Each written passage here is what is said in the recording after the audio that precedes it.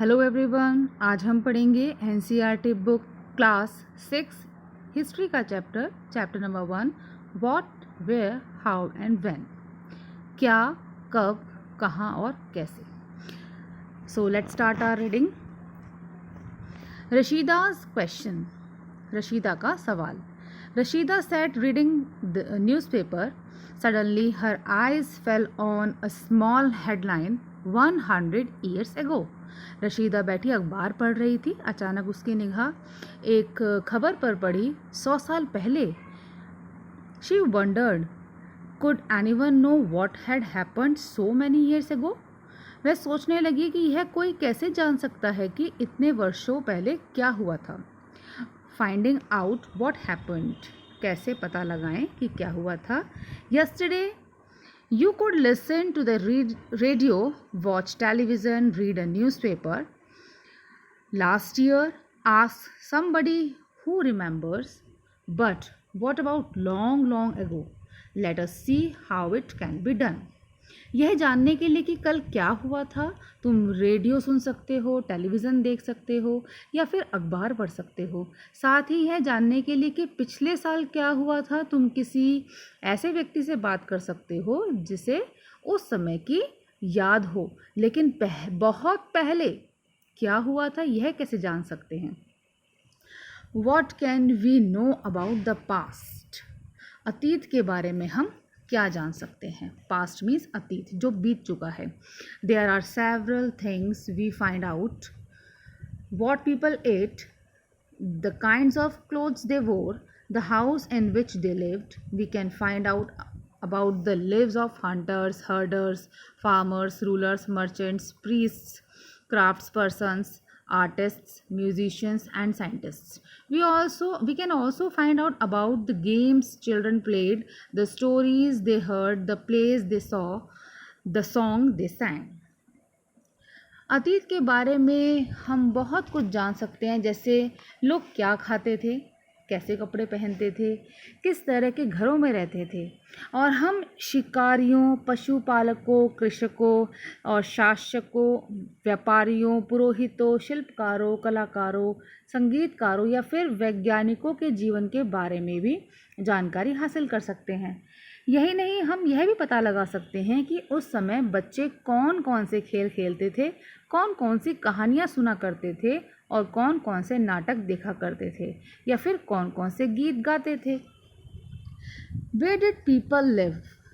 Find the river Narmada on map 1 page number 2। यहाँ पर page number 2 पर नर्मदा नदी दी हुई है यहाँ पर, तो उसमें देख के पता लगाना है कि लोग कहाँ पर रहते थे।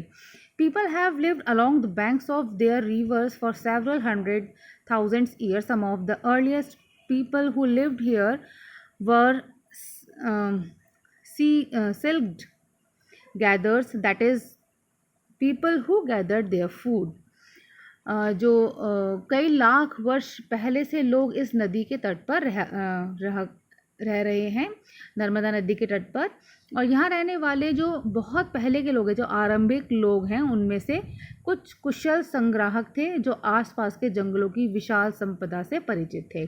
अपने भोजन के लिए वे जड़ों, फलों तथा जंगल के अन्य उत्पादकों का यहीं से संग्रह किया करते थे, मतलब यहीं से लिया करते थे। वे जानवरों का शिकार भी करते थे। They also hunted animals.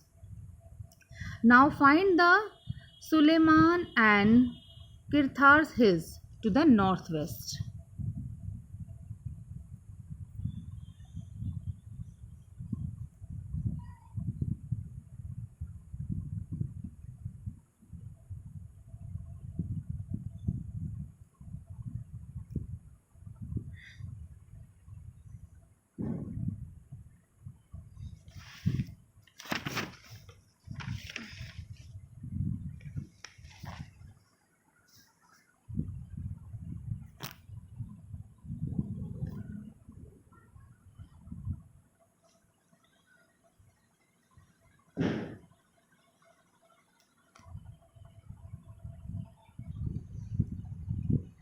Trace the river Indus and its tributaries. Tributaries are smaller river that flows into the larger river about 4700 years ago, some of the earliest cities flourished about on the banks of these rivers. Later, about 2500 years ago, cities developed on the bank of the Ganga and its tributaries are along the sea coasts. यहाँ पर जो map है उस पर सिंधु तथा इसकी सहायक नदियों का पता लगाने का प्रयास करना है। और यहाँ पर सहायक नदियाँ उन्हें कहते हैं जो एक बड़ी नदी में मिल जाती है। लगभग 4700 वर्ष पूर्व इन्हीं नदियों के किनारे कुछ आरंभिक नगर फले फूले थे। गंगा व इनकी सहायक नदियों के किनारे तथा समुद्र तटवर्ती इलाकों में जो है नगरों का विकास लगभग 2500 वर्ष पूर्व हुआ था। तो यहाँ पर ये बताया गया है कि जो सहायक नदियाँ हैं उन्हें मतलब उन्हें क्या कहते हैं, जो एक बड़ी नदी से निकलती है उन्हें सहायक नदी कहते हैं। और इन्हीं नदियों के किनारे पर कुछ आरंभिक नगर जो शुरू में नगर बसे थे वो वहाँ पर आरंभ हुए थे, मतलब उनकी शुरुआत हुई थी वहाँ पर। जो गंगा नदी है वह उसकी जो सहायक नदियाँ हैं उनके किनारे और समुद्र तटवर्ती जो इलाके थे वहाँ पर नगरों का विकास हुआ था लगभग कम से कम आज से 2500 वर्ष पूर्व। Locate the Ganga and its tributaries called the Son. Ganga तथा इनकी सहायक जो नदियाँ थी उन्हें सोन है। यहाँ पर सोन नदी जो है उसका पता यहाँ पर लगाना है, मैप में देखकर आपको मिलेगा। गंगा के दक्षिण में इन नदियों के आसपास का जो क्षेत्र है वो प्राचीन काल में मगध, जो वर्तमान बिहार में इस समय तो मगध नाम से वो जाना जाता था। The ancient time the area along these rivers of the south of the Ganga was known as Magadha, now lying in the state of Bihar. Its rulers were very powerful and set up a large kingdom. Kingdoms were set up in other parts of the country as well. इसके जो शासक थे, जो rulers थे, जो शासक थे वो बहुत शक्तिशाली थे, पावरफुल थे और उन्होंने एक विशाल राज्य स्थापित किया था। विशाल राज्य, एक बहुत बड़ा राज्य बनाया था। देश के अन्य हिस्सों में भी ऐसे राज्यों की स्थापना की गई थी। Throughout, people travel from one part of the subcontinent to other. The hills and high mountains included the Himalayas, deserts, rivers and seas made journey dangerous at times but never impossible. लोगों ने सदैव जो वो थे सब continents, मतलब यहाँ पर है उपमहाद्वीप जो थे, उनके एक हिस्से से दूसरे हिस्से तक यात्रा की लोगों ने। और कभी कभी हिमालय जैसे ऊंचे पर्वतों, पहाड़ियों, रेगिस्तान, नदियों तथा समुद्र के किनारे यात्रा बहुत ही कठिन होती थी, बहुत जोखिम भरी होती थी। फिर भी ये यात्रा उनके लिए संभव नहीं थी, मतलब जो बहुत कठिनाई भरा रास्ता था तो इसलिए उनके लिए यात्रा संभव नहीं थी। इसलिए sometimes man march in armies conquering others land.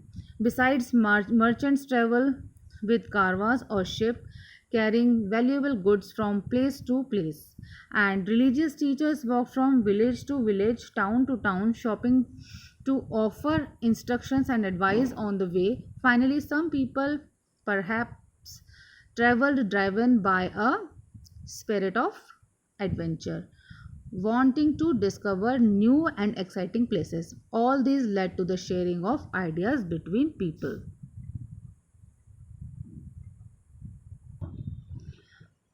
वहाँ पर जो लोग थे वो लोग काम की तलाश में कभी प्राकृतिक आपदाएं आ जाती थी, जैसे कि फ्लड है, ठीक है, और भूकंप है, सूखा पड़ जाता था, डिसास्टर्स आ जाते थे, तूफ़ान आते थे।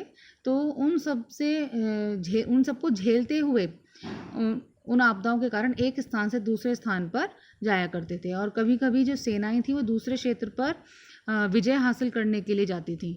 और इसके अतिरिक्त व्यापारी भी कभी काफिले में तो कभी जहाज़ों में अपने साथ मूल्यवान वस्तुएं लेकर एक स्थान से दूसरे स्थान पर जाते थे।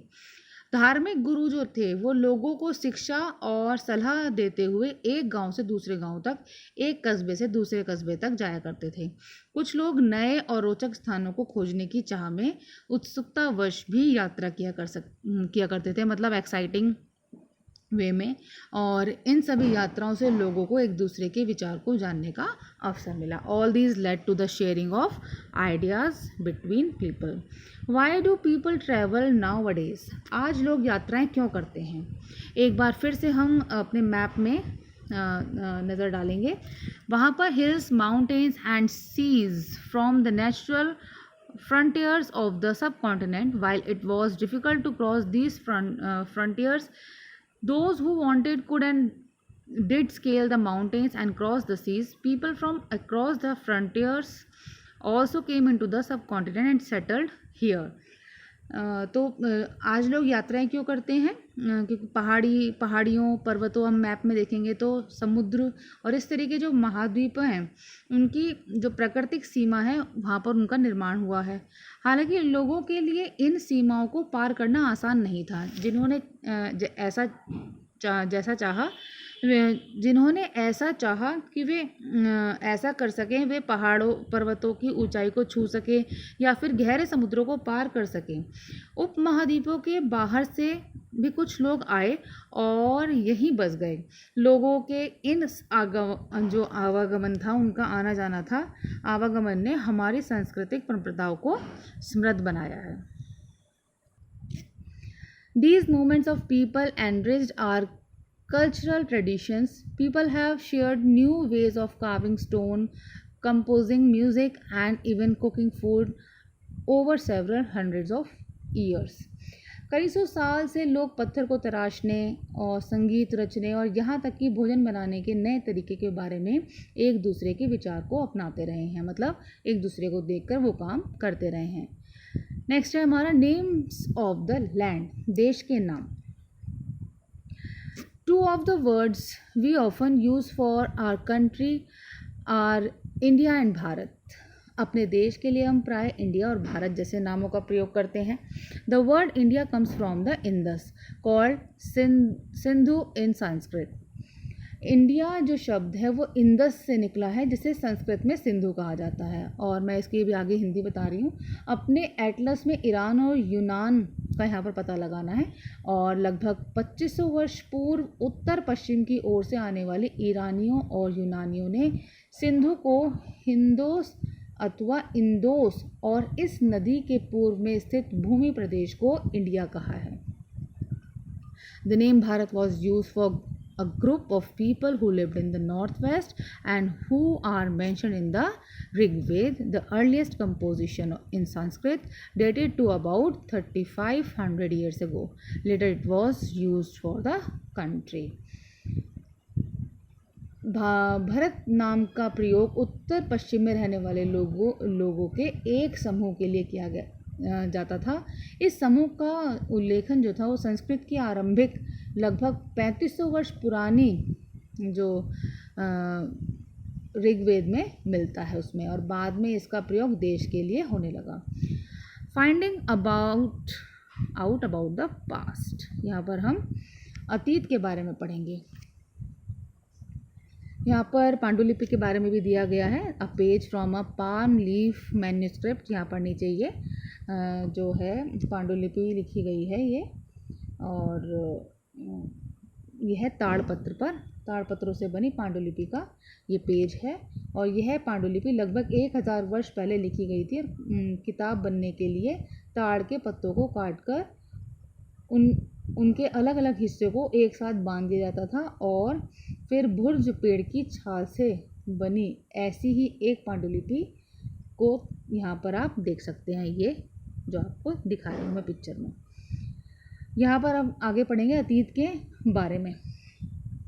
हमने कैसे जाना. अतीत की जानकारी हम कई प्रकार से कर सकते हैं. One is to search for and read books that were written long ago. इसमें से एक तरीका है अतीत में लिखी हुई पुस्तकों को ढूंढना और पढ़ना. और ये पुस्तकें जो हैं वो हाथ से लिखी होने के कारण पांडुलिपि कही जाती हैं. इंग्लिश में जो है, अंग्रेजी में पांडुलिपि के लिए प्रयुक्त होने वाला जो शब्द है वो है मैन्यूस्क्रिप्ट, और वो लैटिन शब्द है जो कि मैन्यू, जिसका अर्थ है हाथ से लिखा हुआ, के नाम पर पड़ा है. और ये पांडुलिपियाँ जो हैं प्रायः ताड़ पत्रों ताड़ पत्रों अथवा हिमालय क्षेत्र में उगने वाले भुर्ज नामक पेड़ की छाल से विशेष तरीके से तैयार भोजपत्र पर लिखी मिलती है। तो ये भोजपत्र एक पेपर होता है इस तरीके का जिस पर ये पांडुलिपि लिखी जाती है। Over the years, many manuscripts were eaten away by insects. Some were destroyed, but many have survived, often preserved in temples and monasteries. हाँ, monasteries. इतने वर्षों में इनमें से कई पांडुलिपियों को कीड़ों ने खा लिया और कुछ नष्ट हो गई, कुछ खराब हो गई, और फिर भी ऐसी कई पांडुलिपियाँ आज भी उपलब्ध हैं। प्रायः ये पांडुलिपियाँ जो हैं मंदिरों और विहारों में प्राप्त होती हैं। इन पुस्तकों में धार्मिक मान्यताओं व व्यवहारों, राजाओं के जीवन, औषधियों तथा विज्ञान आदि सभी प्रकार के विषयों की चर्चा मिलती है। और इसके अतिरिक्त हमारे यहाँ महाकाव्य, कविताएं तथा नाटक भी हैं। इनमें से कई संस्कृत में लिखे हुए मिलते हैं, जबकि अन्य प्राकृत और तमिल भाषा में हैं। प्राकृत भाषा का प्रयोग आम लोग करते थे। तो यहाँ पर दिया गया है। We can also studied we can also study inscriptions. These are writings on relatives hard surface such as stone or metal.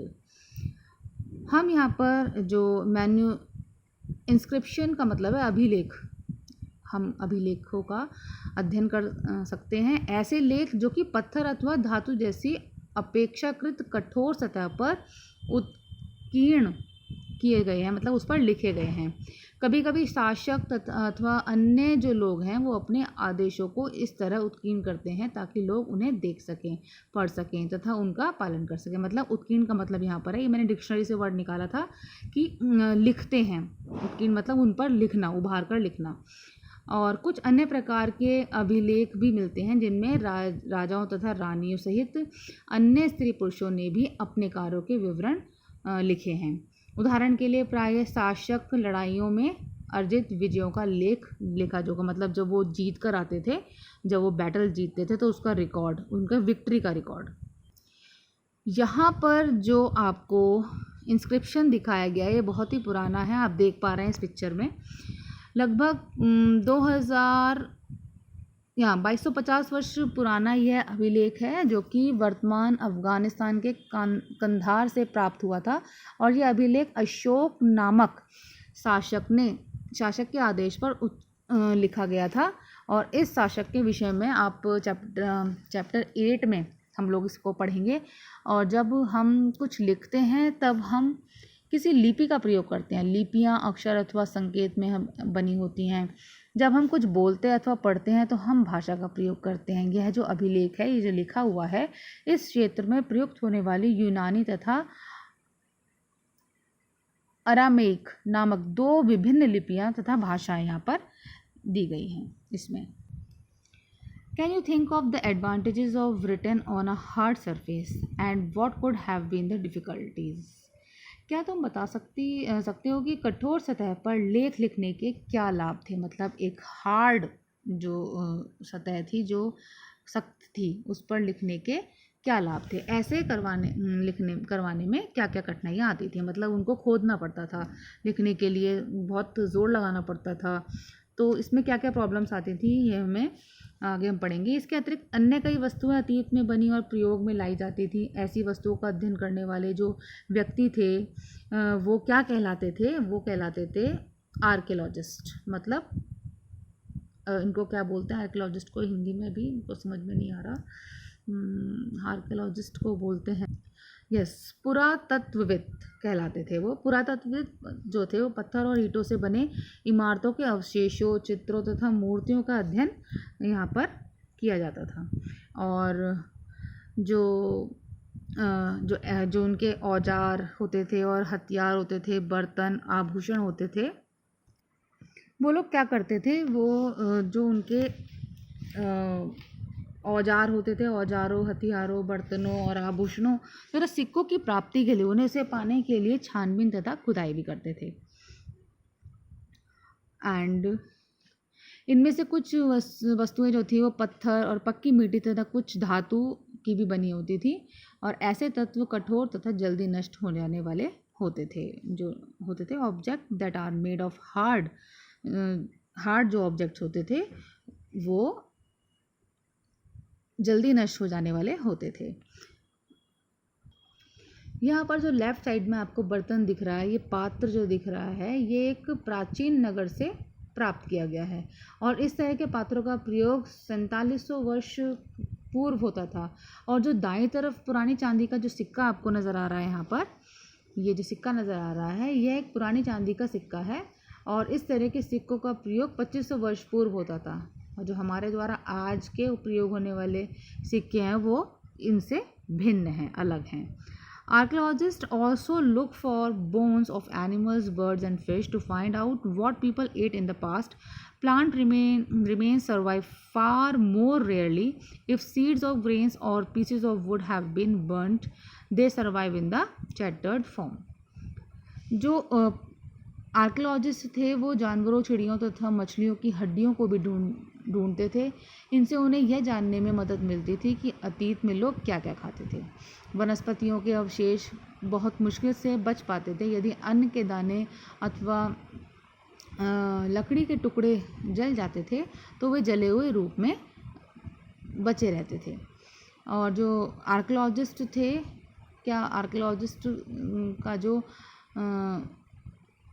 बहुधा कपड़े के विशेष मिलते होंगे वहाँ पर, यहाँ पर historians, that is scholars who studied the past, often used a word source of refer to the information found from manuscripts, inscriptions and archaeology.